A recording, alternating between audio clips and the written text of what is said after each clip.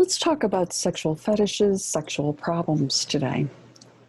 And as we do so, you'll notice some similarities to our discussions, that occurred during chapter 14. So when we're talking about them, think about how you make a decision as to whether this is a problem or not. Isaac masturbates 6 or 7 times a day, last in the living room in front of grandma, and thinks about sexual imagery constantly. Does it matter how old he is? Why? Is a number what causes you to think about this as a problem or not? Is it that he's doing it in front of grandma? What is it that is influencing it? Is it that he's masturbating and you're looking at that behavior as problematic?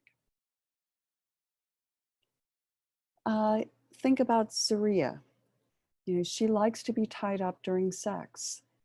This is consensual on both her part and that of her partner. How do you decide if this is normal or a problem? And how would you know? What if this caused her distress? What if it caused her partner distress? Would you shift how you saw things? What if this was the only way that she could reach orgasm? Would that change how you perceive things? So in chapter 14, we said there are a number of things that influence what we call abnormal sexual or abnormal behavior: deviance, personal distress, and maladaptive behavior. And so you can see that under some circumstances, like if Saria is feeling uncomfortable or unsure, that might lead to us saying, this sounds problematic. With Isaac, if we're saying he is masturbating 6 or 7 times a day, we might want to be thinking about what is typical for someone his age, whether it's 18 or 5. And just to say this, 5-year-olds masturbate.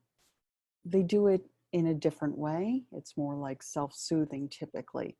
And so if it's more atypical masturbation from a 5-year-old, then, maybe with adult kinds of behaviors, then we might call that a problem.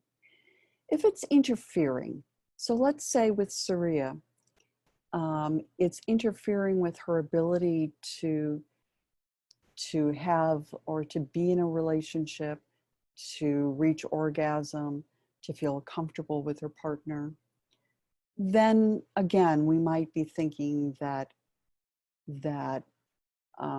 this might be a problem. So again, think about normal and abnormal. That this is a continuum and it's not just one or the other. Where on this continuum is this? And, then in addition, we're also going to want to be thinking about not just whether she likes to be tied up or whether he likes to, or whether he is masturbating frequently, but what is that context? Is the relationship consensual or not? Is it in front of grandma or not? How old is he? And then what are Isaac's and Saria's values? How do those play in? So lots of things to think about as you're trying to make some decisions here. And take care. Bye-bye.